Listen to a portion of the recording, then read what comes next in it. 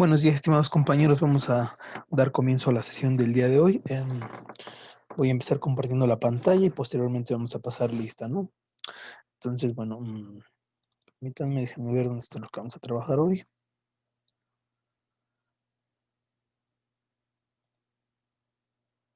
Por cierto, les comento que, bueno, ustedes saben que el día de hoy comienzan las evaluaciones, el periodo de evaluación, el primer periodo de evaluación. Por lo tanto, nuestro examen será el día lunes. eh, Lunes 25. A ver, lunes 25. Sí, lunes 25 tendremos el primer instrumento de evaluación para ver pues, esta primera unidad, ¿sale? Les comento esto para que pues repasen, estudien un poco de lo que hemos visto y demás. Entonces, bueno, voy a empezar a compartir la pantalla, que es el tema que nos haría falta por ver, referente a lo que es la deuda externa. Como tal, en el curso aparece como eh, problemática de la deuda externa, que a fin de cuentas, pues es esto. La deuda externa, la deuda pública, es el nombre que indiferentemente ocupa este concepto.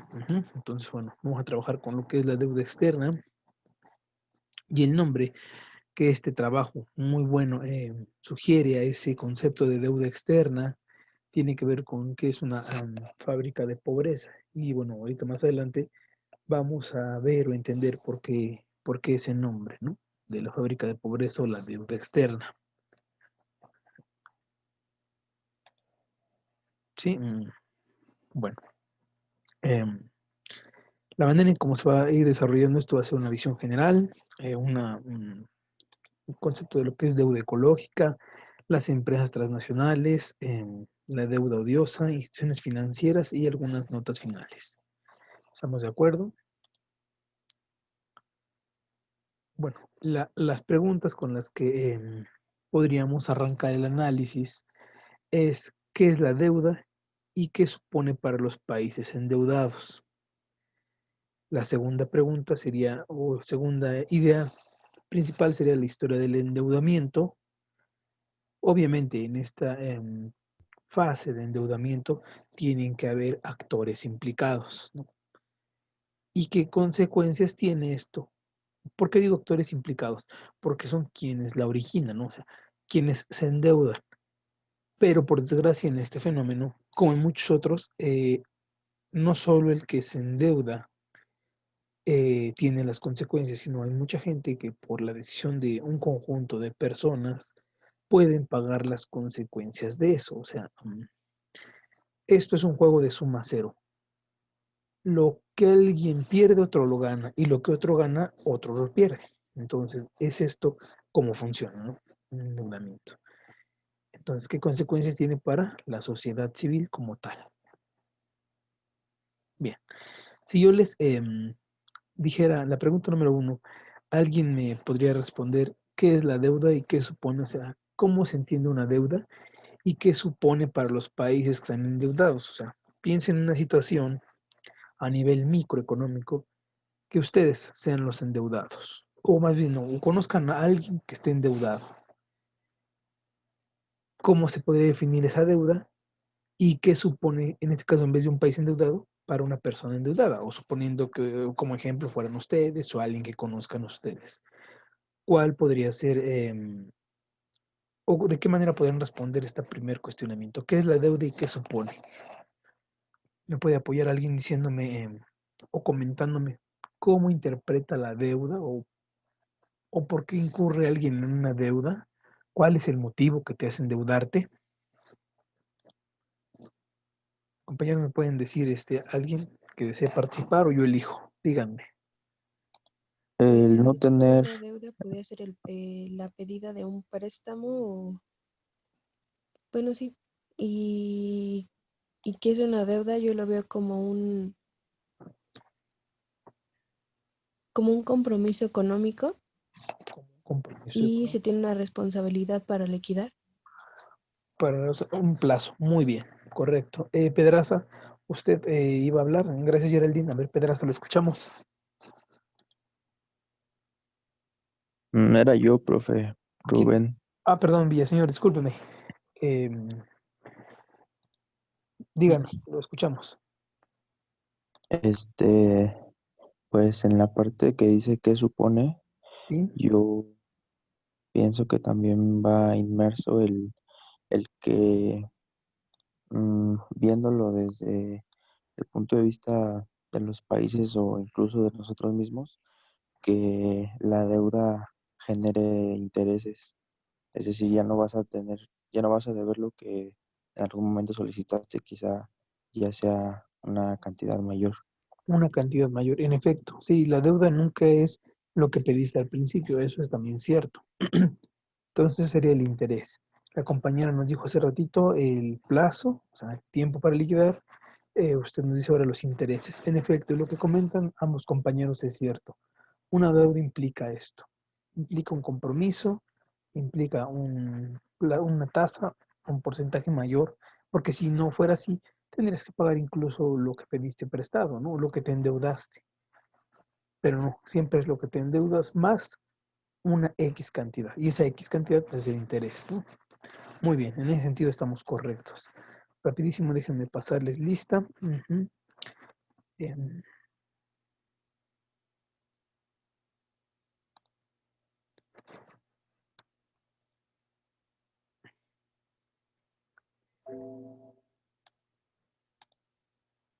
Listo, estará Judith. Sí, Judith, sí, ok, presente. gracias, compañero. Ábalos, Presente. gracias. Carrillo, López, Carrillo González, perdón.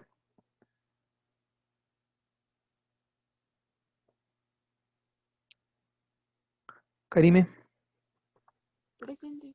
gracias, Karime. Monse, Nayeli, Presente, Presente. presente, profe. bien, gracias, compañero. Gracias, Nayeli. Wendy, Presente. bien, gracias. León Cerón, Martínez Presente, Campuzano, presente, gracias, perdón. gracias, compañero. Martínez Campuzano, Mejía Villaseñor, Presente. Pedraza, Nancy, Presente, profe. gracias, compañero. Nancy, Ríos Reyes Armando, Rivero Suárez, Presente. gracias, Geraldine, Presente. gracias, Orland, Idred. Bueno, seguimos. Profe, Mande. soy Alba, pero no podía encender mi micrófono. De acuerdo, muchas gracias. Ya la Gracias. puse usted aquí. Listo. Muy bien, Alba. Bueno, pues dicho esto, podríamos continuar. Les decía yo entonces, platicamos de lo que es la deuda y cómo se estructura lo que es la parte de la deuda. Mencionábamos que hay un plazo, un interés, y que supondría para los países endeudados, en este caso, que supone pues, un compromiso de pago y así. Muy bien, ¿no? Entonces, bueno, vamos a continuar para ver en sí cómo se define lo que es la pobreza, perdón, la deuda. Vamos a ver que la deuda externa es el dinero que los países empobrecidos deben a los países ricos. Y bueno, esto es lógico, ¿por qué? Bueno, porque un país que necesariamente esté en una condición de pobreza o una condición precaria, tiene que recurrir a un país que tenga recursos, en este caso a un país rico, y rico en dos sentidos. Rico en el sentido referente a que, por ejemplo, cuenta con los recursos, ¿no? Y rico referente a él. ¿Por qué? Porque al menos tiene más recursos que él. Entonces, a lo mejor no es un país millonario, pero sí es un país rico en comparación al que se endeuda, y es un país rico porque tiene más que él, ¿no? Entonces, en el 2002, la deuda externa mundial de los países pobres era de 2.4 billones de dólares, ¿no? Entonces, bueno, que es un 4% de la deuda mundial. En este caso es de los países pobres o muy pobres, lo que estaban endeudados es casi el 4% de la deuda mundial, ¿no? Eh, bueno, ahora, este pago, ¿qué supone este pago? Bueno, para que se den una idea, es más de 4 veces lo que las Naciones Unidas considera que habría que dar para cubrir las necesidades básicas de la población mundial. O sea, se dan cuenta cómo, o sea, esta afirmación de color amarillo es muy importante porque es increíble que se requieran 4 veces lo que acabaría con la pobreza mundial. Y hagan de cuenta, lo que se necesitaría para cubrir lo de la pobreza mundial, eso multiplíquenlo por 4 y es a lo que asciende la deuda. Obviamente, ¿por qué se endeudan los países? Bueno, en primer lugar, porque a lo mejor en efecto eran países pobres, ¿no? Fueron saqueados o explotados. Otro motivo por el que se endeudan es porque a lo mejor la administración que existe en ellos no es muy buena. O sea, hay gente que ha estado en esos lugares, se ha servido, se han enriquecido y por lo tanto están súper endeudados. Esto es lo que el otro día yo les comentaba, que a veces el PIB per cápita no es un buen referente, porque ¿qué pasa con algunos individuos que, por ejemplo, hacen un mal uso de los recursos? Entonces ahí la riqueza, aunque aparentemente es una cantidad, no va a ser la que cada quien tenga. ¿Por qué? Porque es inequitativo, es decir, es desigual.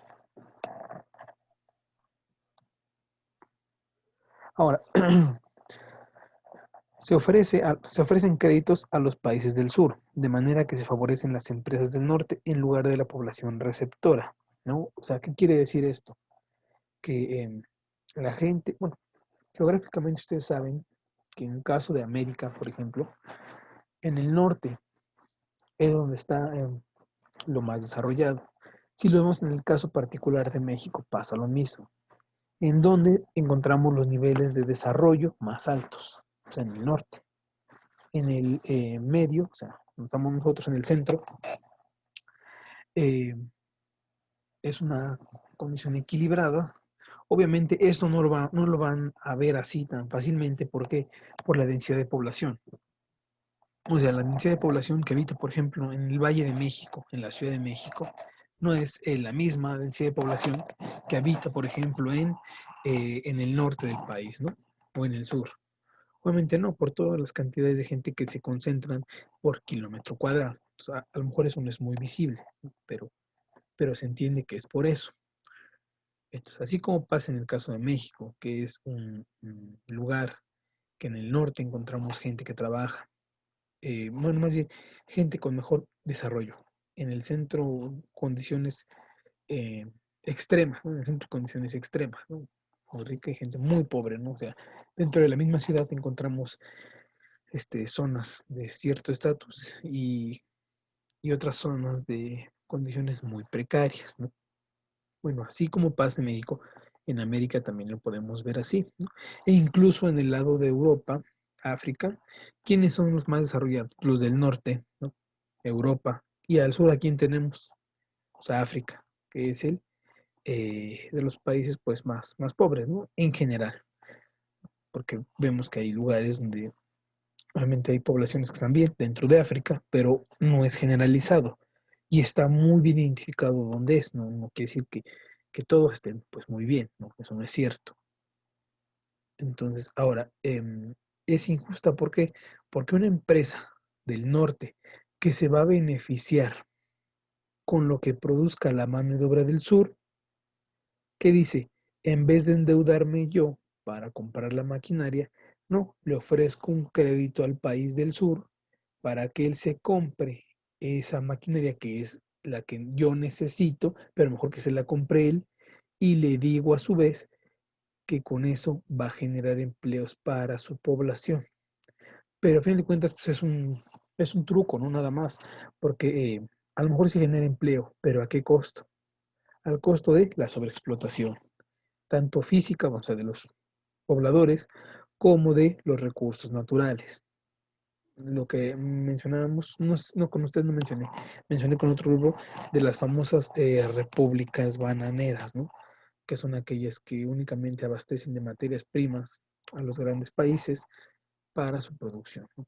Pero ellos no tienen tecnología ni máquinas para transformar sus materias primas, son únicamente proveedores de la materia prima.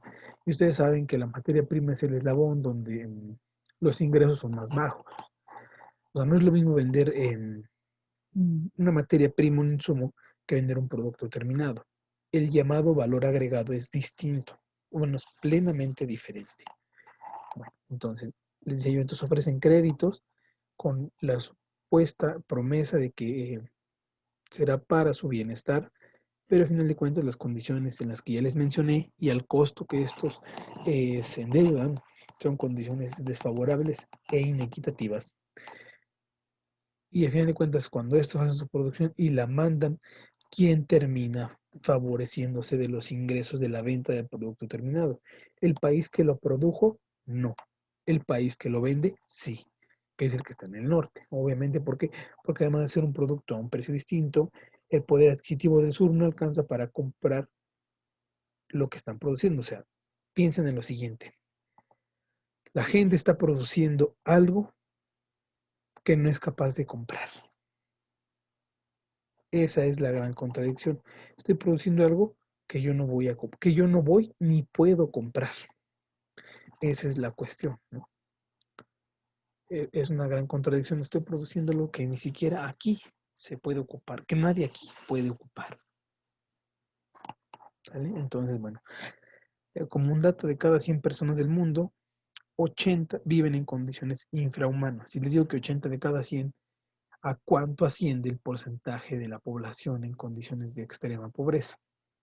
80%, ¿no? 80 de 100 pues es el 80%.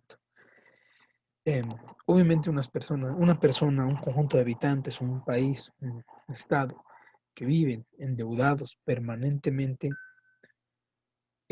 habrá momento en que terminen de pagar la deuda que tienen. Pues obviamente no. Y están endeudados y se endeudan más y se endeudan más y se endeudan más. ¿Por qué? Porque sus necesidades van incrementándose, ¿no? O sea, lo que tienen ya no alcanza. Entonces hay que recurrir al préstamo. Y en el préstamo van subiendo el interés mes con mes. O sea, no es lo mismo pedir un préstamo ahorita que pedirlo en diciembre, por ejemplo. ¿En dónde serán más altos los intereses? ¿En el de diciembre o en el de ahorita? Pues obviamente en el de ahorita. ¿Por qué? Porque a lo mejor en diciembre tienes el aguinaldo, tienes otro ingreso, etc. Pero, ¿qué pasa ahorita que está la cuesta? La llamada cuesta de enero. Hay que recurrir a un préstamo. Y obviamente, como la demanda de préstamos aumenta y la oferta de préstamos se mantiene constante, ¿qué pasa con el precio? Por decirlo así, por el precio del préstamo, se aumenta, ¿no? El precio del préstamo, ¿cuál es? La tasa de interés que te cobran por el uso del dinero. Por eso van a ver que si ustedes alguna vez fueron o conocieron a alguien que acudió a pedir un préstamo en diciembre y acude en estas fechas, van a notar que los intereses se disparan muy, muy altos, ¿sale? Entonces, bueno, así como pasa aquí a nivel micro, a nivel macro entre países pasa lo mismo. Cuando hay, por ejemplo, un país que se encuentra en condiciones, no sé, algo que les dé agudeza a su pobreza y quieren recurrir a un préstamo, obviamente el préstamo que les van a ofrecer va a ser con intereses más altos. ¿Por qué? Porque los ven necesitados del préstamo. Entonces, obviamente, se juega con la necesidad aumentándoles el precio. Pero es que si no pides el préstamo, ¿cómo vas a subsistir? Y ahí la pregunta. Pues bueno, seguimos. Sí. Ahora, si quisiéramos definir qué es la deuda para los países endeudados, pues vamos a ver que es algo que se vuelve impagable, ¿no? ¿Por qué? Porque se estima que por cada dólar que se tiene, se deben 7, ¿no? Entonces, imagínense pagar 6, aquí está mal el número este, ¿no? Imagínense pagar 6 veces más de lo que pediste prestado. Si de por sí, o sea, piénsenlo así, si de por sí pides porque no tienes, ahora imagínate que esa deuda se multiplique por 6 veces. Llega un momento en que se vuelve impagable. Eso pasa, por ejemplo, con los intereses compuestos. Cuando, por ejemplo, pides tú un préstamo, te cobran un interés 10%, o 20 o 30, no sé. Entonces ahora, si debías 100 más el 30%, serían 130. ¿Y qué pasa al otro periodo que van incrementando tus intereses? No te cobran otro 30%, es decir, no te cobran 30 más, ¿no? Sino te cobran el 30% sobre el capital que ya tenía un interés grabado. Entonces, en vez de que te cobren 30% de 100, o sea, otros 30, te cobran 30% de 130, que son casi 40. Entonces son 130 más 40, 170. Luego en el otro periodo te cobran otra vez el 30%. No es el 30% de los 30 que habíamos dicho, sino es el 30% de los 170. Entonces, interés sobre interés. ¿No? Interés sobre interés. Eso en México y a nivel mundial, ¿cómo se le llama a esa actividad lucrativa? Se le llama usura. La usura es cobro excesivo de intereses. Y a la gente que se dedica a hacer usura, ¿cómo se le llama? Agiotistas. ¿No? Un agiotista, ¿quién es? Aquel que presta a intereses muy altos.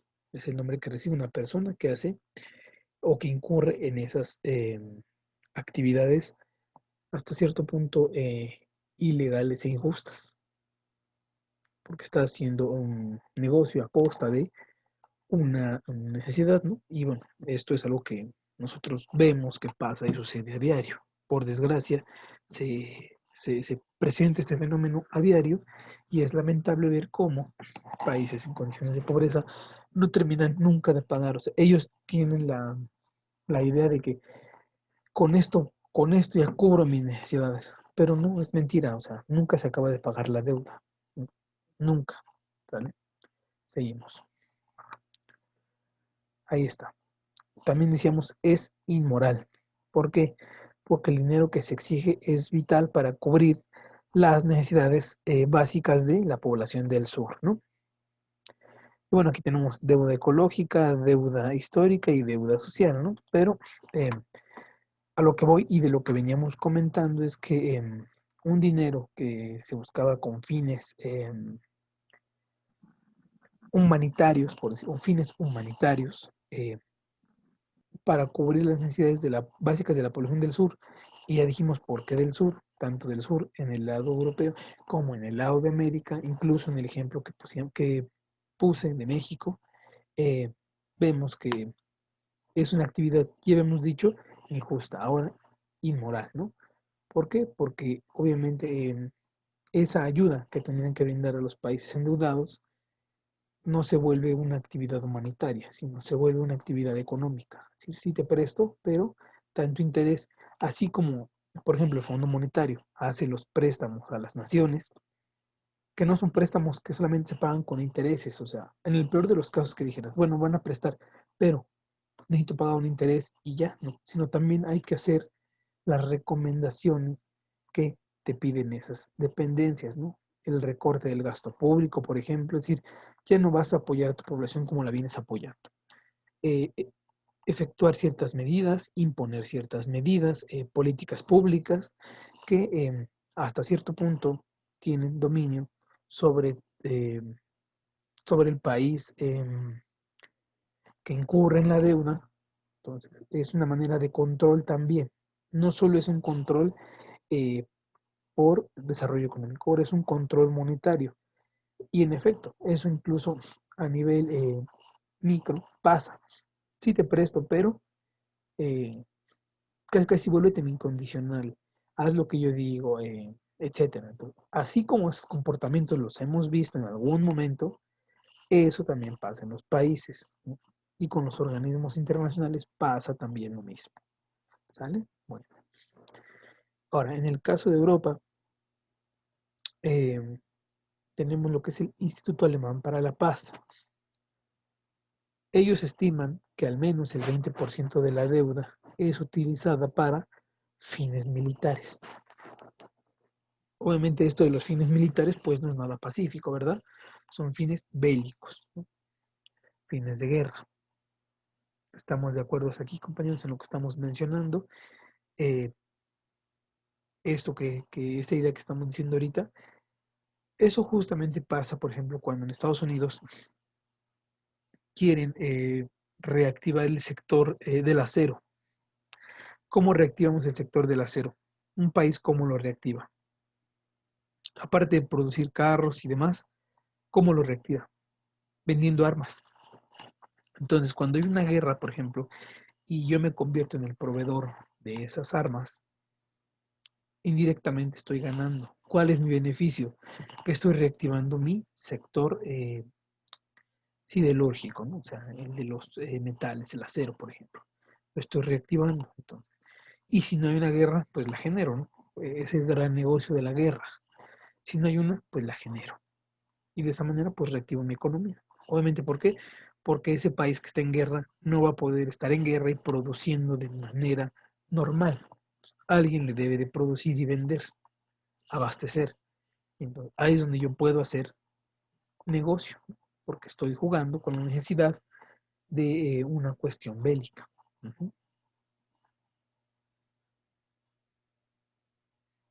Ahora, el contexto y la historia del endeudamiento. ¿Se acuerdan que en las ideas principales que vimos al principio venía la escalada de la crisis de la deuda, ¿no? ¿Y en qué contexto se da esto de la deuda? Pregunta antes de que veamos esto. ¿Alguien me puede decir qué es Bretton Woods o a qué se refiere Bretton Woods o qué significa?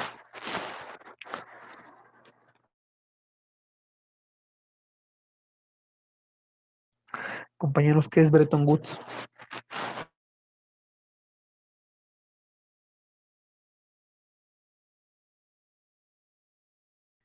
Compañeros, ¿quién me dice qué significa Bretton Woods o a qué hace referencia este término o qué significa Bretton Woods?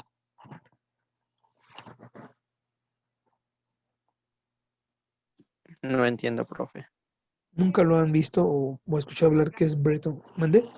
Fue como un programa, un acuerdo que hicieron en Estados Unidos el presidente, pero no me acuerdo cuál estaba, ante Ajá. la crisis para poder solucionarla y echarla a andar de nuevo. Ok, muy bien. ¿Dónde lo escuchó eso? ¿Es correcto? Es una manera de echar a andar la economía estadounidense, en efecto. Muy bien. Y era, bueno, es que eso lo escuché pues casi en todas las materias de historia universal, en lo de la crisis lo mencionan, que como que el gobierno daba apoyo para que las personas tuvieran ciertos fondos o pudieran tener trabajo y así ese dinero se volviera a generar dentro del país para poder alzar la economía que se cayó durante la crisis de- del jueves negro, me parece.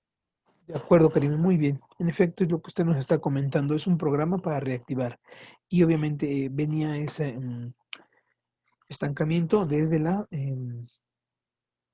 crisis 29-33 y luego del jueves negro, martes negro. En efecto, ese programa de Bretton Woods es del año 1944, ¿no? eh, donde se firma pues en Estados Unidos, ¿no?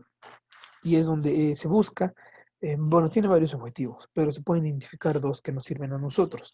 El primero es la reactivación de la economía y la segunda es terminar con las reglas estrictas de proteccionismo que había en las relaciones comerciales y financieras entre los países más industrializados del mundo. O sea, ¿qué trató de hacer Bretton Woods? El acuerdo de Bretton Woods trató de acabar con ese proteccionismo que había, que venía desde 1929, hasta 1943, ¿no? 43, 44. Que saben que ustedes que en ese momento fue cuando se firma Bretton Woods, en el 44, o sea, tantito antes estaba todo esto. Obviamente con Bretton Woods se termina todo esto del proteccionismo que había por lo que también tenemos como antecedente, que era la Primera Guerra Mundial, ¿vale? Ahora, muy bien. Bueno, ¿y cuál era el objetivo primordial de esto? Bueno, se buscaba, o más bien se pregonaba, que para llegar a la paz tenía que haber una política librecambista, ¿no? O sea, que hubiera libre circulación de mercancías, de mano de obra, de tecnología, de infraestructura, obviamente con qué finalidad, de que todos los países se ayudaran mutuamente. Eso era el objetivo de Bretton Woods. Ah, otra cosa que nace también de Bretton Woods, es decir, de Bretton Woods, ¿qué nace? Nacen dos instituciones muy, muy importantes. Bretton Woods origina lo que es el Banco Mundial y el Fondo Monetario Internacional. Esas empresas se crean en el 1944 y en el 46 ya están trabajando, ¿no? Eh, Aquí, de hecho, aquí está creación de nuevas organizaciones mundiales. Eh, por su parte, Europa y Asia, a través de Alemania y Japón, culminan su proceso de recuperación de la guerra que había sucedido. Y obviamente se busca mejorar el déficit en la balanza comercial de Estados Unidos. ¿Cómo mejoramos el déficit? Aumentando las exportaciones de nuestros productos. Para que la diferencia entre exportaciones e importaciones ya no sea tan grande, una es eh, aumentar las exportaciones o disminuir las importaciones. Pero si el objetivo supuestamente era libre cambista, pues la manera era llegando a nuevos mercados, es decir, aumentando mis exportaciones. Esa era la solución y la medida más a corto plazo que se podría llevar a cabo, por decirlo así. Seguimos entonces. Si van copiando lo que vamos viendo, ¿verdad, compañeros? Si lo van anotando. Bueno, seguimos. Durante la década de los 70 vamos a ver que existe la devaluación del dólar, los problemas del sistema monetario internacional, es decir, en estos años, en los 70, el dólar sufre una caída estrepitosa, ¿no? Por decirlo así, eh, en su paridad de cambio, paridad cambiaria. Otro fenómeno que provocó también esto fue la devaluación, más bien el aumento del precio del petróleo. Uh-huh. ¿Por qué? Porque, bueno, se estaba escaseando y los pocos países que lo tenían, o sea, los países exportadores, se benefician. Obviamente, ¿por qué? Porque al tener ellos su producción asegurada, tanto para consumo interno como para exportar, eh, pues obviamente el precio que van a vender al extranjero va a ser muy alto. ¿Por qué? Porque casi no hay. Y aquí nacen los llamados petrodólares. Ahora yo les pregunto a ustedes, ¿qué es un petrodólar, compañeros? ¿A qué se refiere la palabra petrodólar? ¿Qué es un petrodólar? ¿De dónde nace el término petrodólar? ¿Qué es un petrodólar?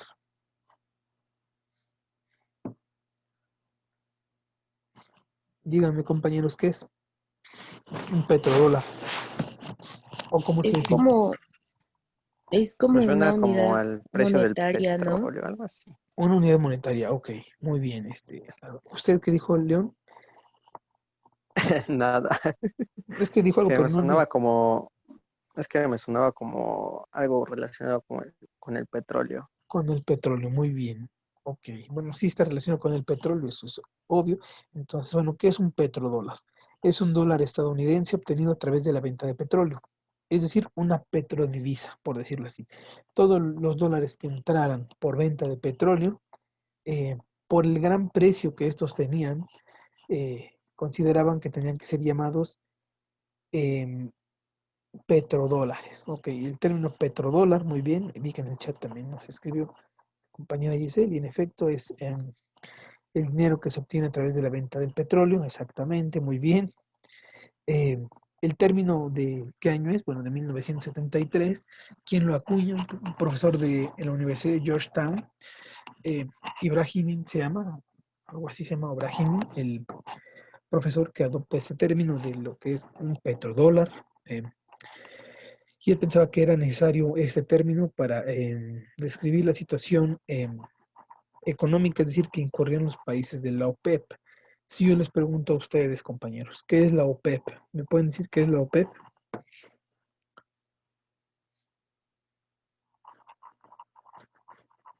¿Qué es la OPEP, compañeros? ¿A qué se refiere la palabra?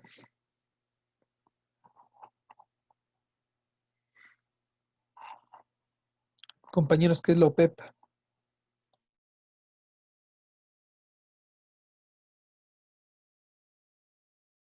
La Organización de Países Exportadores de Petróleo.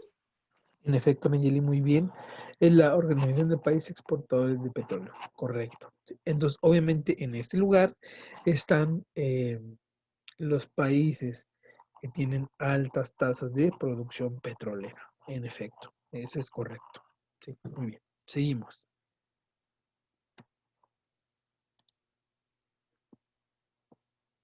Aquí está. Por este lado tenemos aquí a Estados Unidos, ¿verdad? Y de este lado, ¿a quién tenemos? Específicamente aquí donde señala la flecha. ¿Quién está aquí?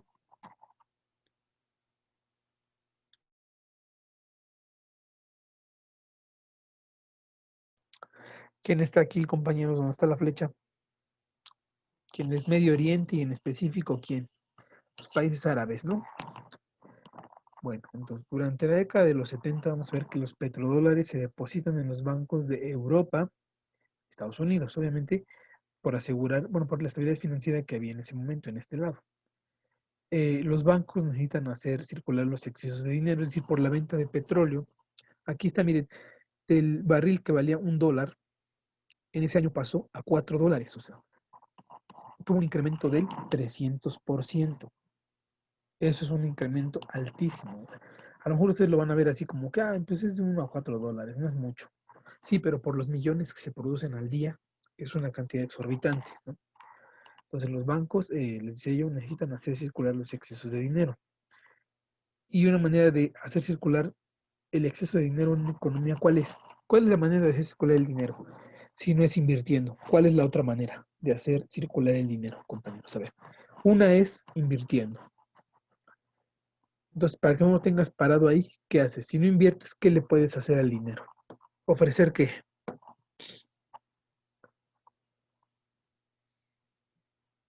Compañeros, ¿qué se le puede hacer al dinero? Para hacerlo circular, para hacerlo caminar, ¿qué se le puede hacer?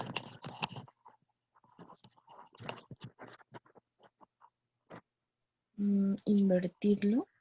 Ok, eso lo dijimos, invertirlo. Eso es lo primero. Pero si no lo vas a invertir, ¿de qué otra manera puedes hacerlo caminar al dinero? ¿Cuál es la otra forma que nosotros lo podríamos hacer moverse? De hecho, ahí ¿Podría está ser con préstamos? con préstamos. Muy bien, mi compañero. Y en efecto, si uno ofrece préstamos, sería ofrecer créditos, ¿no? Ofrezco créditos y de esta manera mi dinero no pierde valor, sino gana y gana mucho. ¿Por qué? Porque cobro mis intereses por prestar dinero. Entonces, si tengo mucho dinero o me entra mucho dinero, puedo hacer dos cosas. Invierto u ofrezco créditos. Si ofrezco créditos, lo hago caminar el dinero, genera más dinero y obviamente se tuvo que pasar de un tipo de cambio fijo a un tipo de cambio variable. ¿Qué características presenta uno? El tipo de cambio fijo está establecido y no cambia, ni aunque haya oferta y demanda de dólares. El tipo de cambio variable es aquel que se deja a la oferta y la demanda, es decir, si hay más demanda por dólares, ¿qué le pasa al dólar? Se aprecia. Si baja la demanda de dólares, es decir, si quiero comprar más euros, ¿qué le pasa al precio del dólar? Baja. Así, oferta y demanda. Es como se mueve esto, ¿vale?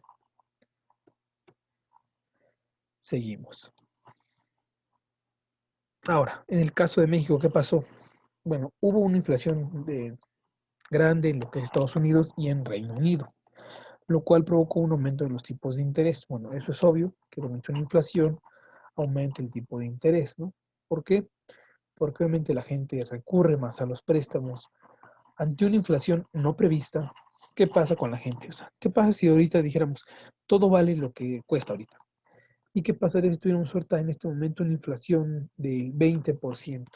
A ver, díganme, piensen ustedes por un momento qué pasaría si lo que ahorita les cuesta lo que cuesta, les dijeran, ¿saben qué? Mañana ya incrementó 20%. ¿Qué pasaría? A ver, díganme, ¿qué pasaría con ustedes? O en general, ¿qué sucedería si aumenta o si hay una inflación? ¿Qué pasaría? Compañeros, Quizá díganme, buscaríamos algún bien sustituto. buscarían un bien sustituto que bajara a lo mejor, que no subiera tanto. Eso sería una cosa. Otra cosa que harían, ¿qué sería? Suponiendo tienen sus necesidades bien identificadas, educación, comida, vivienda, y te aumentan el precio de todo un 20%. ¿Qué haces para pagar eso?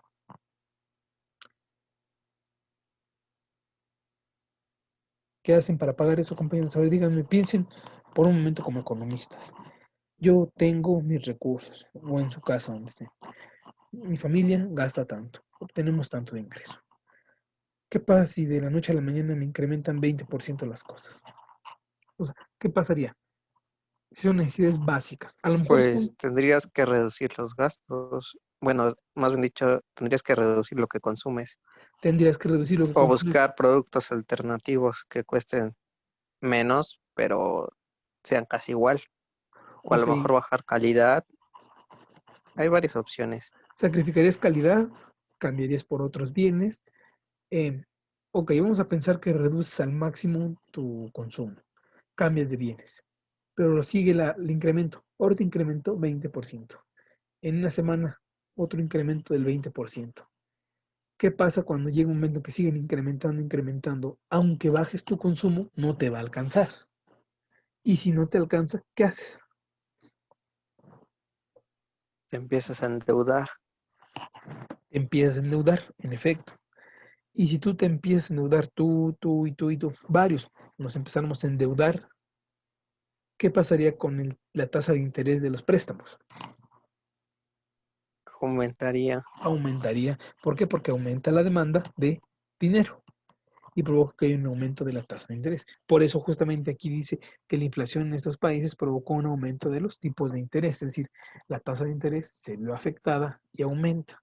¿Por qué? Porque la gente empezó a demandar más dinero. Muy bien, compañero León. Ahora, el servicio de la deuda pues se vuelve insostenible. Eh, los emprestitos, ¿no? Que son los préstamos, a fin de cuentas, se encarecen a causa de la puja o el aumento de los tipos de interés. Eh, Obviamente, como la producción está disminuyendo, la gente ya no está comprando, ¿qué le pasa al precio de las materias primas? Pues caen porque ya no se están demandando tanto para la producción. Em, las instituciones financieras no ven el pago como un problema de liquidez financiera. Entonces, eh, ¿qué pasa cuando ya alguien tiene una deuda muy grande con un banco o con una institución de crédito? Se tiene que, por fuerza, hacer una renegociación de la deuda. ¿Sale? A cambio, o sea, más bien se hace, así como se hace de manera individual, ahora entre los países deudores y los acreedores hay que hacer una renegociación de la deuda y país a país a cambio de la aplicación de un programa de apoyo económico. Lo que yo les decía, ok, me debes tanto y no vas a pagarme todo, entonces vamos a renegociar la deuda, pero no solo es, ok, me debías tantos millones, ahora me debes menos, no, vamos a renegociar, pero tus políticas o tus programas de ayuda económica van a ser distintos. Vas a reducirme la tasa de interés, vas a reducirme el gasto público, vas a reducirme el apoyo a instituciones, vas a reducirme el pago a servicios públicos, vas a reducirme esto y una serie de condiciones. Y me vas a pagar en tanto tiempo. Te renegocio la deuda y a eso te comprometes tú. Ok, te comprometes a esto. Otra cosa, si es un país pobre que tenga en abundancia alguna materia prima, ok, entonces me vas a pagar también con tu materia prima o me la vas a dar a un precio mucho menor, si quieres que yo te ayude. No, pues me vas a seguir debiendo y a ver cómo le haces. Entonces es una serie de condicionamientos a los que tú te sometes. Ujú. En el caso de México, durante 1982 explota una de las primeras crisis de la deuda en México, en 1982, ¿no? Seguimos. Ahora, si yo les preguntara, ¿por qué la deuda continúa creciendo? Bueno, las respuestas podrían ser estas. Primero, que se piden nuevos créditos para pagar los servicios de la deuda. O sea, el endeudamiento continúa. Segundo lugar, los créditos no han servido para desarrollar un tejido local, ¿no? O sea, que la gente que se ha endeudado con un crédito no lo ha invertido, solamente ha comprado, no ha pagado sus deudas, pero no ha invertido en algo que le produzca. Por otro lado, ¿qué hay? Tenemos lo que es la fuga de capitales, ¿no? Es decir, los recursos que estaban en países en desarrollo se buscan refugio tanto en otros instrumentos como en otros países, ¿no? Entonces, es como se da la fuga de capitales. Ahora, se privatizan las empresas nacionales productivas, ¿por qué? Porque se tienen que echar a andar la producción, pero obviamente no iba a comprar una empresa una persona que estuviera endeudada, ¿no? Solamente los grandes empresarios, aquellos que no tenían deuda, podían comprarlo y sobre todo a precios muy baratos. Por eso escuchamos que a veces las instituciones se vendieron a precios muy baratos. ¿Por qué? Porque hubo una privatización de empresas nacionales productivas. ¿Por qué? Porque había que echarlas a caminar, había que echarlas a andar. Entonces solamente quien lo podía hacer, un particular. Entonces se privatiza. Los países del sur asumen la deuda pública de sus empresas y esto desata una recesión económica mundial, ¿no? Una recesión económica mundial eh, que provoca una gran crisis.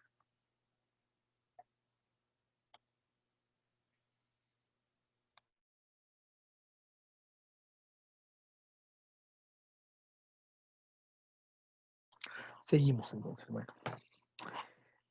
vamos a ver que los impactos sociales y económicos de las políticas del Fondo Monetario y del Banco Mundial son a dos niveles. Tenemos lo que son los impactos sociales y los impactos económicos. En los impactos sociales, vamos a ver cuáles serían esos impactos sociales, sino aquellos que directamente afectan a la población. En este caso tenemos que no hay suficientes escuelas, ni hospitales, ni viviendas. Es decir, la gente tuvo que vender su casa o fue recogida por el banco porque no tuvo para pagar el préstamo. No hay hospitales, ¿no? Y las escuelas tampoco no son suficientes, las escuelas públicas.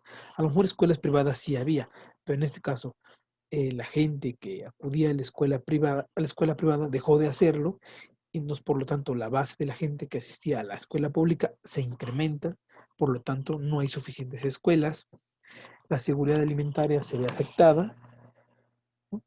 Así como el acceso al agua potable. Eso provoca una polarización de la sociedad, quiere decir que la brecha entre ricos y pobres se incrementa y obviamente se da una precariedad en el mercado laboral. ¿Por qué?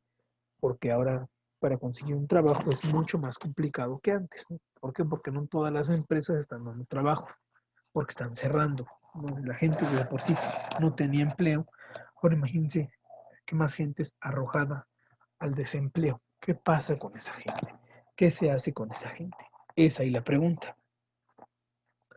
Ahora, de los impactos económicos que esto tuvo fueron la financiación exterior a cambio de la aplicación de programas de apoyos económicos y del pago puntual de los servicios de la deuda externa.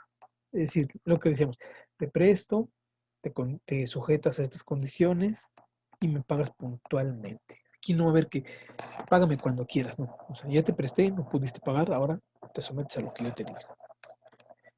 Por lo tanto, se descapitalizó el país, ¿no? Es decir, las empresas transnacionales extranjeras entran, pero expatrian los beneficios. ¿Qué quiere decir eso? Voy a invertir en tu país, pero no voy a dejar nada dentro del tuyo. ¿Por qué? Porque te estoy haciendo el favor de invertir. No me puedes poner condiciones en este momento. ¿Por qué? Porque así como te encuentras, no estás en condiciones de ponerme una condición. Las materias primas no son rentables en el mercado mundial, por lo mismo que se frenó la producción. Y hoy, obviamente, una fuga de materia gris al norte. Pregunta, compañeros, ¿a qué se refiere esta palabra fuga de la materia gris al norte? ¿A qué hace referencia? ¿O cómo entendemos este concepto? Fuga de la materia gris.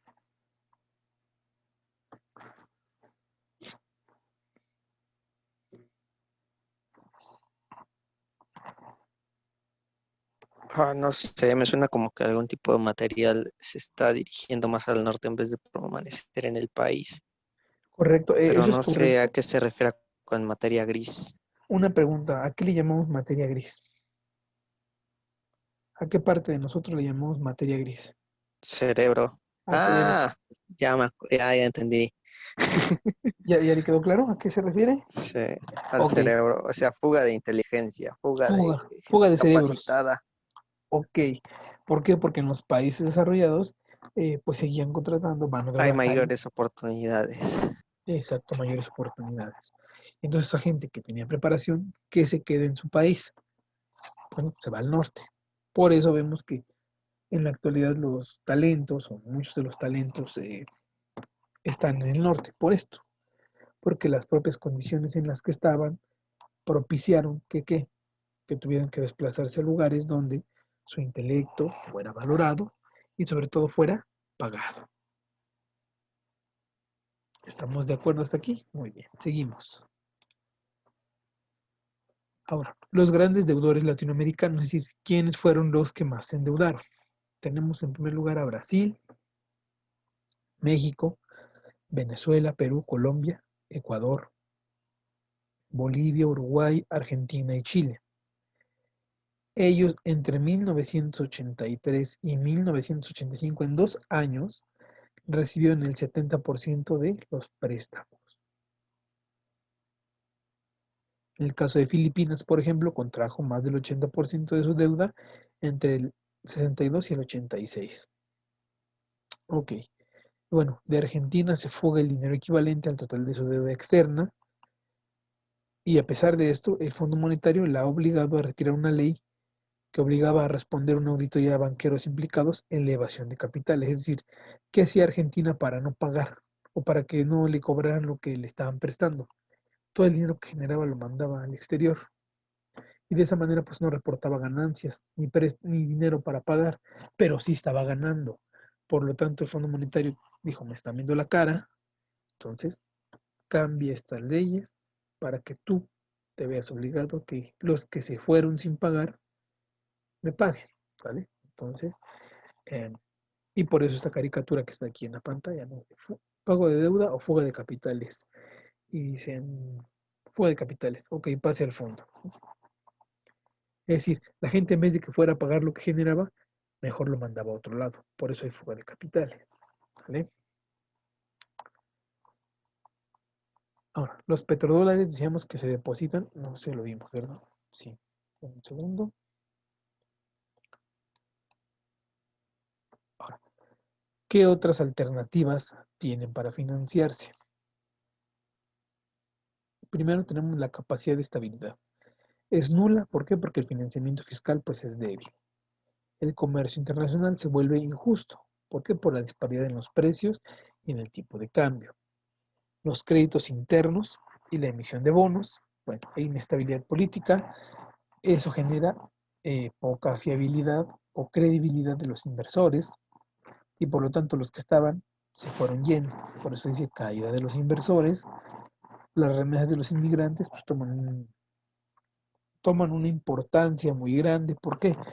Porque ahora ese dinero es el que contaba como ingresos para el país, ¿no? Y bueno, en general así quedaría, ¿no? Seguimos. Los actores implicados, ¿se acuerdan que era la otra idea que teníamos en mente, ¿no? Decíamos historia, origen, actores implicados. Ok, los actores implicados tenemos por un lado los acreedores y por otro los deudores. Los deudores son aquellos que contraen la deuda, los acreedores son aquellos a los que se le debe la deuda, ¿verdad? Si estamos claros. Bueno, entonces, como acreedores o como financiadores, por decirlo así, teníamos a la banca privada internacional ¿Representada por quién? Por el Club de Londres. Pregunta, compañeros. ¿Qué es el Club de Londres? ¿A qué se refiere el Club de Londres? ¿A quién se le llama Club de Londres?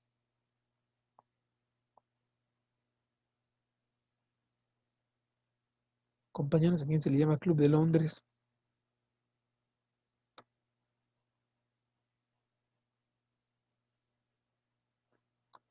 Compañeros, ¿quién es el Club de Londres? No tengo ni idea, No. profe. Bueno, ok, muy bien. El Club de Londres, vamos a ver que es un organismo constituido por los bancos acreedores de la deuda pública de los PED. ¿Qué son los PED? Los países en desarrollo. El Club de Londres, o Global, como se llama, Global con doble O, Global, Club de Londres, bueno, es esto el Club de Londres. Es decir, son bancos que se juntaron para financiar deuda externa. Por un lado tenemos a la iniciativa privada, por el otro tenemos a los gobiernos de los países del norte, la parte pública. Aquí tenemos al Club de París. Pregunta, compañeros, ¿qué es el Club de París? ¿A qué se refiere el Club de París?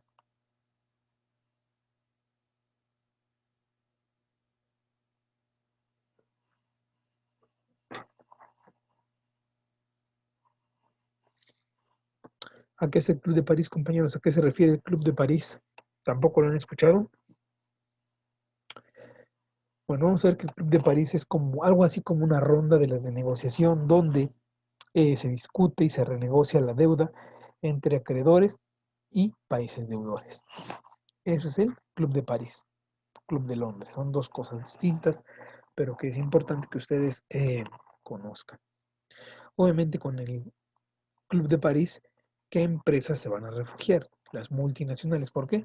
Porque en la banca privada internacional, el Club de Londres, tenemos a puros bancos, puros bancos. Entonces, todas las grandes empresas que van a financiar se unen a los gobiernos, al Club de París. Entonces, el Fondo Monetario y el Banco Mundial se financian de estos amigos y de estos otros. La deuda se vuelve multilateral. ¿Por qué? Porque ahora no solo le debes al fondo, sino el fondo le debe a la banca y le debe a los gobiernos de los países del norte. Es decir, la deuda no solo está con el FMI, sino está con el Club de Londres y con el Club de París también. Entonces, eh, es una deuda multilateral y el Fondo Monetario se vuelve un gestor de la crisis de la deuda.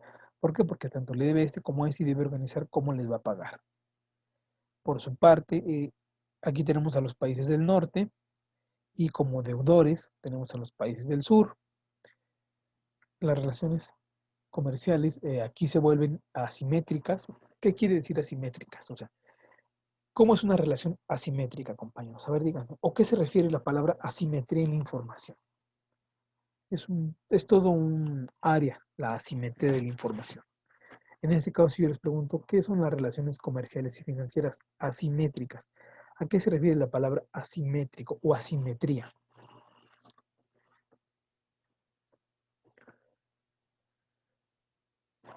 Compañeros, ¿a qué se debe la palabra asimetría? Que no está simétrico, profe. Ok, O que no sea, está que no simétrico. está, ¿Y qué significa eso? o sea, que no está. Ay, no encuentro la palabra. O sea, que no es parejo o cómo sería. Algo así. Ok, Que no es, que no tiene una forma específica. Algo no, así. no, sí, está muy bien. Eso es correcto, compañero. Eso es cierto. Ok. ¿Qué quiere decir asimétrico? Que no es igual. O sea, que es desigual, por decirlo así. Entonces, las relaciones comerciales son asimétricas. ¿Por qué?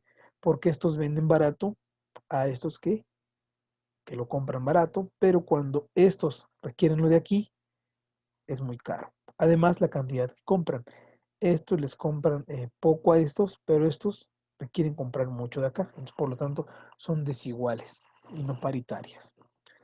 Ahora, la deuda pública y la deuda privada. La deuda privada la contraen las empresas nacionales con el Club de Londres y los gobiernos de los países del sur tienen deuda pública con los países del norte directamente y a través del Fondo Monetario. Por eso es bilateral. Con ellos y con ellos. A fin de cuentas, la deuda era la misma. Si te endeudabas con esto, indirectamente te endeudabas con estos. pero estos de aquí se endeudaban con estos, indirectamente de estos, pero también lo hacían directamente con ellos. Entonces era bilateral la deuda. ¿Sale? Entonces, copien este esquema, por favor. Les doy unos 5 minutos o 4 para que los copien, por favor. Este esquema es muy, muy importante.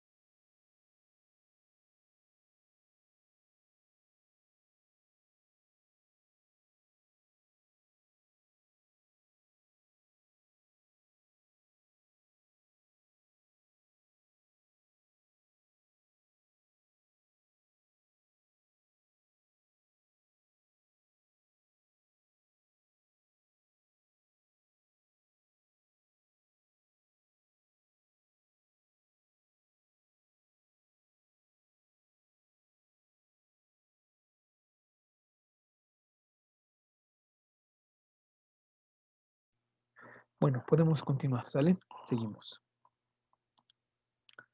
Ahora, ¿qué consecuencias trajo esto para la sociedad civil? O sea, decíamos, para los habitantes.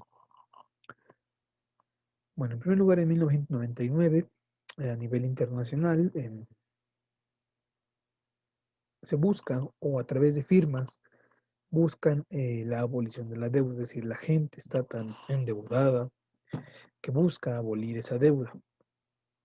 En el caso de España, en el año 2000, hay 1 millón de firmas, y en una consulta popular que se hace, con más de 1 millón de votos, buscan la abolición de la deuda, ¿no? Es de las primeras cosas que vamos a empezar a ver que existen, ¿no? Que hay una molestia social por la deuda. Algunos de los movimientos que existieron fueron estos, no me voy a meter aquí porque ya son más cuestiones históricas, pero pongo los links para, si a alguien le interesa conocer qué movimientos sociales hubo, ¿no? El llamado a liquidar la deuda, a la abolición de la deuda, por parte de instituciones europeas, ¿no? que buscaban, bueno, tanto organizaciones, instituciones que buscaban abolir esto, ¿sale? Ahora, les decía yo que existen eh, deuda ecológica. ¿Se acuerdan que les decía que había tipos de deuda? Mencionamos tipos de deudas. Bueno, la deuda ecológica, vamos a ver qué es la que hace referencia a la deuda acumulada por los países del norte frente a los países del sur por la explotación de sus recursos, por los daños ambientales no reparados y por la ocupación gratuita o muy barata del espacio ambiental para depositar sus residuos. ¿A qué se debe? Esto, bueno, a que los países del norte ponen sus fábricas, por ejemplo, en el sur. Ponen sus fábricas en el sur y no solamente es poner la fábrica, sino todos los residuos a dónde van. La contaminación, el ruido. Ahora, no solo les pongo mi fábrica para que les contamine ahí, exploto sus recursos, es decir, por un lado les estoy quitando aire limpio, agua y la estoy contaminando, y por el otro les quito sus materias primas, es decir, la explotación se da en el sentido natural y en el sentido ecológico, por las dos vías. Y bueno, aquí surgen algunos conceptos o apartados que es la deuda del carbono, la biopiratería, el comercio de residuos, la extracción de recursos naturales mal pagados, ¿no? La sustitución de cultivos de subsistencia por productos de exportación. Entonces, en ese sentido tenemos estos fenómenos que vamos a ver a continuación. Pero bueno, esta definición sí quiero que la anoten, por favor, de la deuda ecológica, porque eso casi nunca se ve. Decimos deuda monetaria, pero la deuda ecológica, esa no se ve, esa ni se menciona incluso. Entonces, por favor, les doy un minuto para que copien esa definición.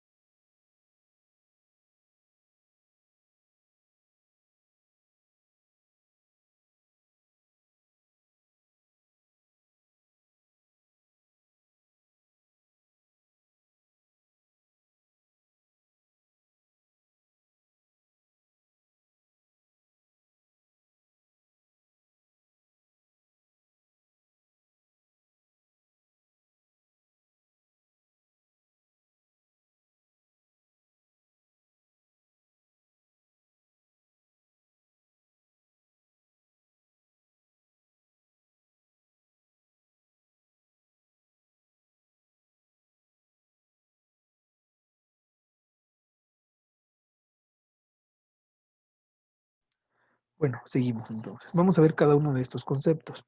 En primer lugar, de la deuda ecológica, decíamos la deuda de carbono. ¿Qué es la deuda de carbono? Es la apropiación ilegítima por parte de los países del norte de la capacidad de absorción de gases de efecto invernadero de la atmósfera, de la nueva vegetación y del sol y de los océanos. Es decir, si yo coloco una fábrica, una empresa que produce, y obviamente esta que produce contamina y daña el ambiente de otro lugar, esa deuda de carbono, ¿cómo se las pago? Es decir, ¿cómo les pago el aire contaminado? O sea, no hay una forma como tal de decirte, si yo te vendo aire, ponlo ahí en tu atmósfera. Eso no existe. El daño al ambiente tampoco. Al sol, en este caso cuando se daña la capa de ozono, el sol que entra, los rayos ultravioleta, eso no hay manera de repararlo. Buscan simular repararlo con un pago, pero eso, pues obviamente no es igual, ¿no? Ahora, el agua que se contamina de los océanos por todos los desechos, los residuos de, de las fábricas, ese daño, ¿quién lo paga? ¿Alguien paga ese daño? ¿Alguien se hace responsable por ese daño? Por supuesto que no, nadie, ¿vale? Bueno, de acuerdo a estimaciones de la deuda de carbono, vamos a ver que la reducción que se requeriría para que no hubiera más de 0,4 toneladas per cápita de carbono en el ambiente tendría que ser del 60%, es decir, que la producción que existe actualmente se redujera casi un poco más de la mitad y de esa manera disminuían las emisiones. Ahora, en el caso de los países de la OCDE, que es la Organización para la Cooperación y el Desarrollo Económico, se emiten 3.219 millones de toneladas de gases de efecto invernadero, de carbono. De acuerdo a la población, deberían emitir 353 millones de toneladas.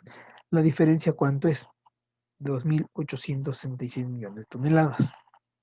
Es decir, es la cantidad por la que se están pasando en los niveles contaminantes.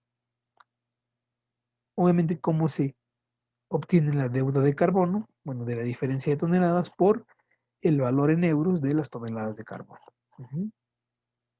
Ese es, en primer lugar, la deuda ecológica, es decir, cuánto deben en cuestión de materia ambiental.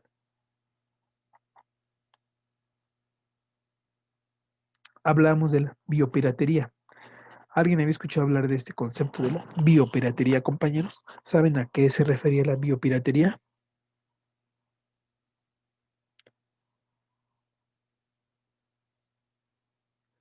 Compañeros, ¿lo habían escuchado hablar alguna vez de la biopiratería? ¿Saben a qué se refiere la biopiratería? No, profe. No, bueno, vamos a definirlo muy bien. Bueno, la biopiratería, ¿qué es? Es la apropiación intelectual de los conocimientos ancestrales relacionados con los labores, el uso de plantas medicinales y otros conocimientos sobre los que se sostiene la biotecnología y la agroindustria moderna. Es decir, todas aquellas recetas ancestrales de los abuelos, los tatarabuelos, las cuestiones medicinales, ¿no? Todo eso, cuando un país se apropia de esas recetas y obviamente las patenta. Te pongo un ejemplo.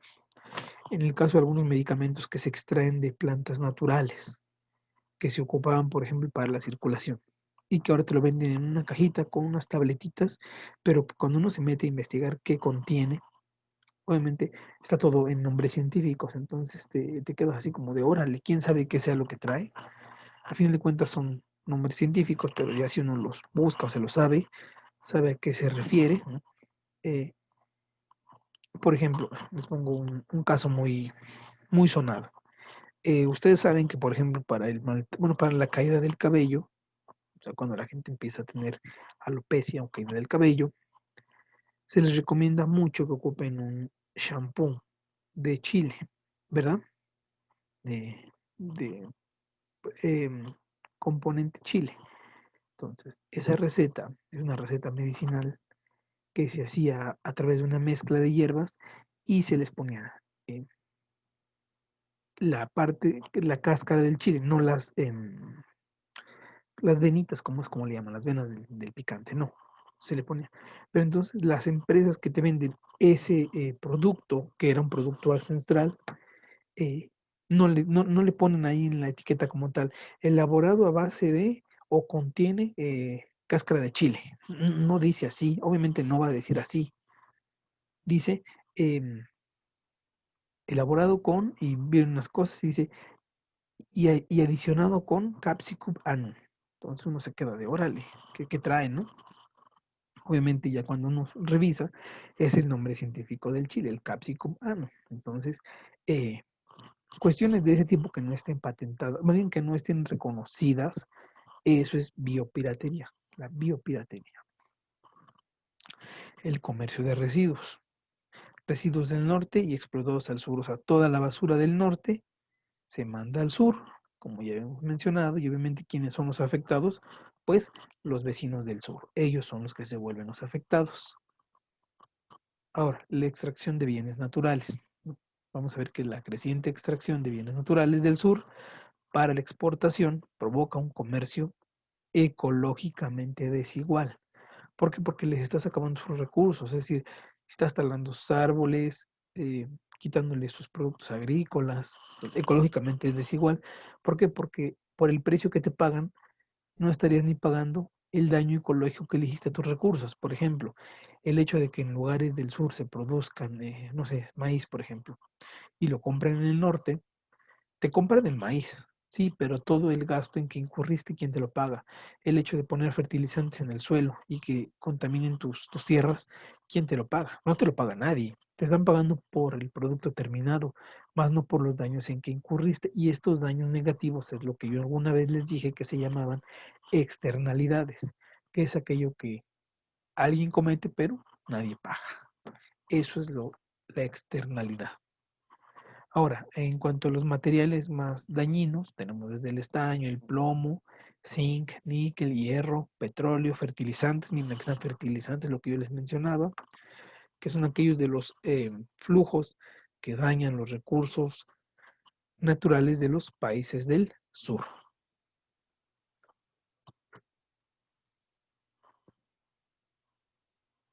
Ahora, respecto a la deuda ecológica de la que estamos hablando, ¿qué es lo que no pretende? Promover intercambios de deuda por naturaleza, poner precio a la naturaleza, colocar servicios ambientales al mercado y poner precio al derecho de contaminar. O sea, es lo que no busca la deuda ecológica. ¿Por qué? Porque el hecho de ponerle precio al derecho a contaminar, primero que nada, es dañino para todos. Y segundo es, ¿cuánto le asignas de valor al contaminar? O sea, si tiro tanto, me cuesta tanto. Si tiro esto, me cuesta tanto. Pero en sí el dinero no repara el daño, ¿no? Busca disfrazarlo, pero no lo repara. Ahora, eh, cuantificar la deuda ecológica en términos monetarios es muy discutible es muy discutible esto que le estoy diciendo por varias razones. Primero, por razones morales, por la inconmensurabilidad, o sea, la imposibilidad de compensar. Es como si yo a ustedes, no sé, algo que tienen, se los dañara y dijera, ah, pues te lo pago. ¿Cuánto te costó? Me costó X cantidad. Ah, yo te lo pago. No se repara el daño nomás pagando. O sea, el problema es dónde consigo otro igual, cómo lo dejo como estaba, cómo evito el disgusto en que ocurrí, el daño. En este caso de un país sería cómo vuelvo a tener mi paisaje que tenía, mis árboles que tenía de 50 años, 60 años, cómo los recupero en un día. Imposible, ¿no? Entonces es fuertemente arbitraria, sí, porque yo te voy a decir, ¿y a poco valía tanto? Ni que fuera lo máximo. Siempre menospreciando lo que tú tengas. Así es como los países piensan. Y lo que son los daños irreversibles e irreparables. Acuérdense que no todo en la vida tiene precio y no todo se puede comprar. Eso es incluso hasta una lección de vida, ¿no? Hay cosas que son irreparables. Hay pérdidas que son irreparables, que ni el mismo dinero compra, ¿vale? Ahora, ¿qué es lo que reclama la deuda ecológica o la campaña en torno a la deuda ecológica? Busca tres cosas. Compensación del daño. Y si se pudiera, una reducción, ¿no? O sea, en vez de que contamino y pago, mejor reduzco mi contaminación. Y una convergencia entre las dos. Que lo que dañe lo pague, pero de preferencia evitar dañar tanto. Son como que los dos objetivos que se buscan, ¿sale?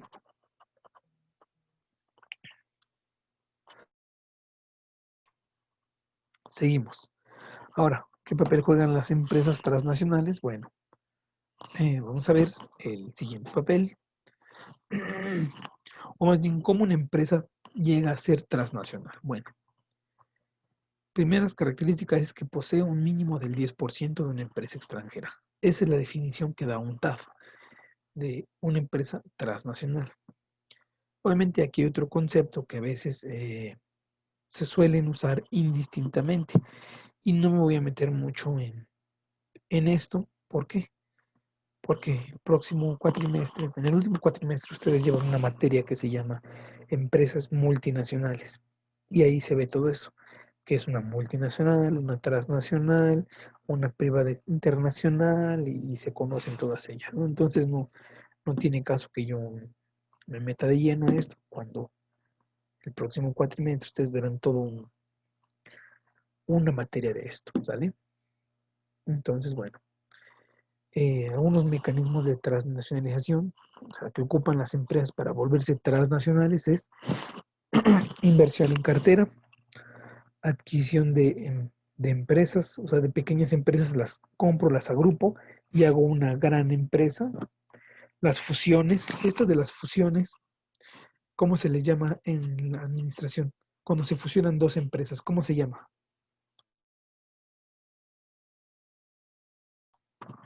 ¿Cómo se llama, compañeros, cuando se fusionan dos empresas?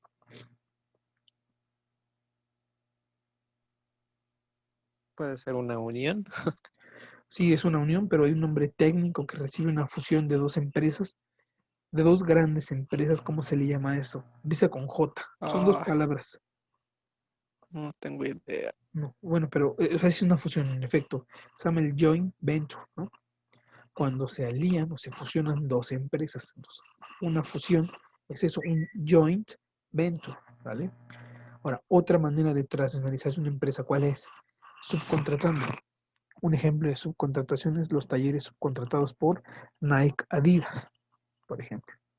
Cuando tú en varias partes subcontratas o haces el llamado outsourcing, tan debatido últimamente, estás haciendo esto con miras a transnacionalizarte. O sea, buscas tener presencia en todos los países o en la gran cantidad de estos. Ese es el objetivo, ¿no? ¿Sí estamos de acuerdo? Compañeros, ¿sí estamos de acuerdo hasta aquí? De esto que estamos mencionando.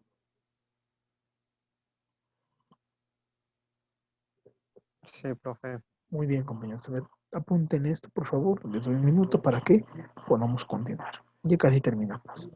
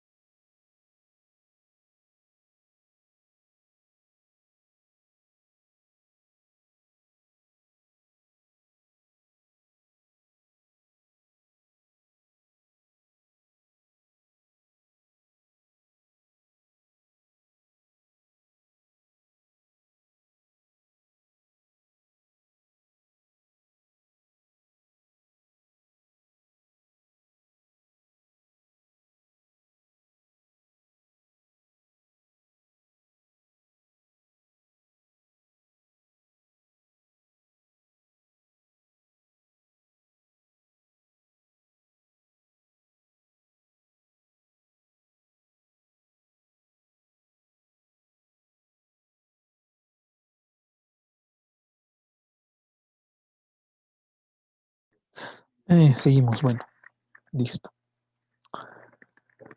Ahora, vamos a ver cómo se encuentran actualmente su poder en el mercado actual de las empresas transnacionales. Así es como se abrevia las ETN.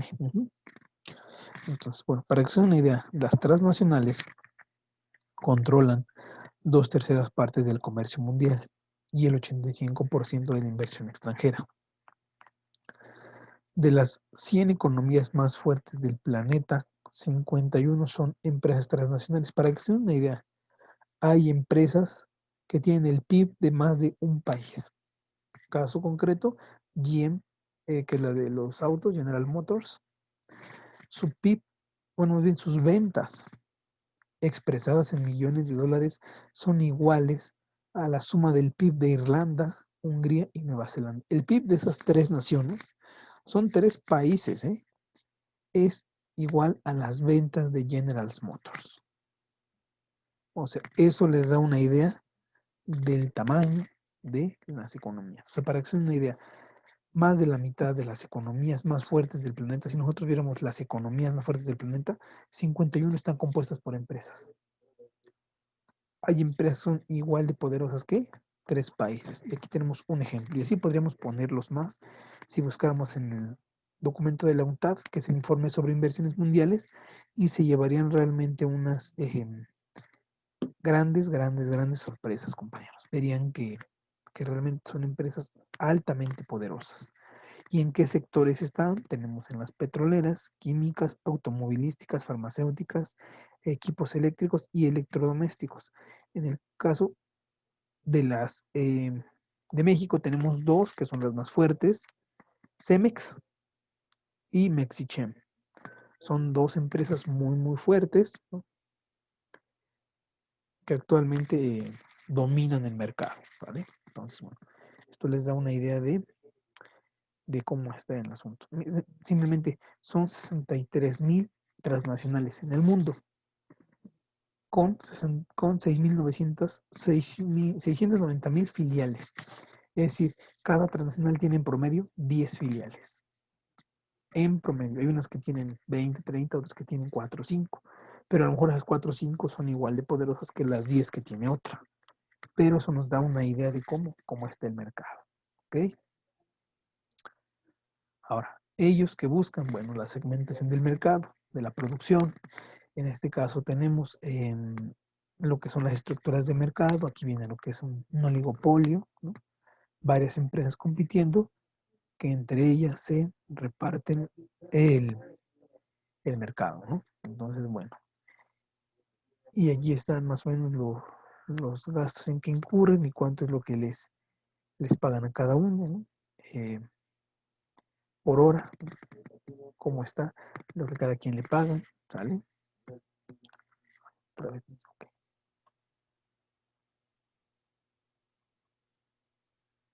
La concentración, aquí están las empresas más grandes, las que les decía yo de las que son las empresas que compiten al tamaño de una economía. Tenemos Magnum, por ejemplo, en este caso, las grandes empresas son Unilever y la otra es Nestlé. Pero las dos empresas son de la misma persona, de Philip Morris. Y son empresas que en la realidad se manejan distinto. O sea, si ustedes compran algo de Nestlé, y ahora les quito esa venda de los ojos, algo de Nestlé es, aunque sea competencia en el supermercado de Unilever, son de la misma persona. Aquí vienen las concentraciones, es decir, una persona tiene varios grupos y estos varios grupos tienen sus subgrupos. En este caso, Unilever, que es una empresa que yo creo que ustedes conocen, tiene Magnum, Myco, Dove, Pond's, Flora, Hellmann's, Tulipán, Lipton, Knorr, Persil, Domésticos, Mimosin, Frodesa, Otelo, Calvin Klein, Close-Up, Maicena. Todas estas empresas pertenecen a una sola y esa una sola pertenece a un conjunto de otras que son de una sola persona. O sea, eso es para que se den una idea de qué tan concentrado está el mercado. Sí van comprendiendo eso que estamos hablando. ¿Sí queda claro? Sí. Por ejemplo, muy bien. Tenemos las empresas transnacionales que hay otros mecanismos de penetración a través de, por ejemplo, los Bush. Aquí tiene los Cheney, Powell, Rice, ¿no? Y tenemos incluso hasta deportistas que son dueños de empresas, ¿no? Accionistas en grandes empresas. ¿Y por qué el concepto de puerta giratoria qué es? ¿A qué se refiere puerta giratoria en esto de las transnacionales? ¿Cómo podríamos asociar este concepto a lo que es una empresa transnacional? ¿En qué sentido podríamos asociarlo? En el hecho de que, ¿cómo es una puerta giratoria, compañero? Si te metes en una puerta giratoria, ¿a dónde sales? Si te metes en una puerta giratoria, ¿a dónde vuelves a salir? Compañeros, ¿a dónde vuelves a Por el salir? mismo lugar donde entraste. Por el mismo lugar donde entraste. Perfecto, muy bien. Ya, señor. Entonces, aquí pasa lo mismo. Por mucho que le busques, llegas al mismo lugar. O sea, todo es del mismo o del mismo conjunto. Aunque pienses que no, es una puerta giratoria, ¿no? Este concepto es importante que lo tengan. Una puerta giratoria en una empresa transnacional quiere decir que aunque le des la vuelta, llegas a donde mismo. ¿Vale? Pues bueno, le vamos a dejar hasta aquí, compañeros. Nos veríamos la próxima sesión, que es el examen el día lunes, para que estén preparados, ¿sale? Cuídense mucho y estamos en comunicación. Gracias, profe. Gracias, Villa, señora. Hasta luego.